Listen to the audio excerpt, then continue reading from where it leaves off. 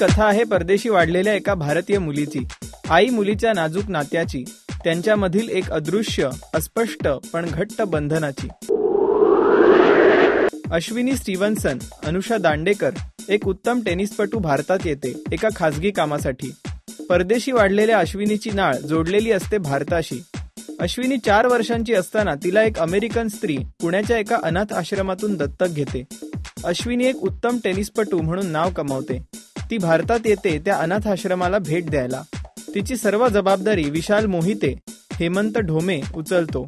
मोहिते घराण्यातला विशाल तिला पदोपदी मदत करतो. तिची प्रत्येक वेळेस काळजी घेतो. अश्विनी भारतात येते तेव्हा तिला प्रवासात एक पत्रकार अदिती गोवित्रीकर भेटते, जी अश्विनीची मुलाखत टीव्हीवर घेते. इथे मुंबईत रेगेंच्या घरी दिलीप रेगे, महेश मांजरेकर व अमृता रेगे, मृणाल कुलकर्णी यांच्या लग्नाचा 25वा वाढदिवस असतो.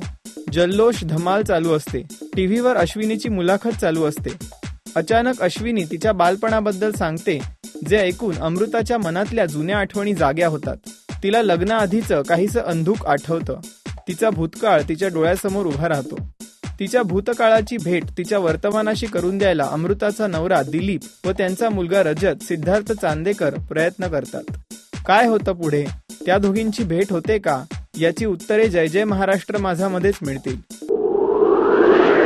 कथेला एक वेगळं वळण आहे. दिग्दर्शन, पटकथा, संवाद, संगीत उल्लेखनीय. अनुषा दांडेकर, हेमंत ढोमे, सिद्धार्थ चांदेकर, महेश मांजरेकर, मृणाल कुलकर्णी यांनी आपल्या भूमिका चोख बजावल्या आहेत. इतरांनी पण आपल्या भूमिकेला न्याय दिला आहे. अनुषाचा हा पहिलाच मराठी चित्रपट असूनही तिने तिची भूमिका चांगली बजावली आहे.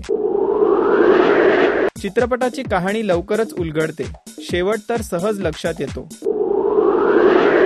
नक्की पहा, तुम्हालाही आवडेल. राजश्री.com तर्फे आम्ही देत आहोत 3 स्टार्स.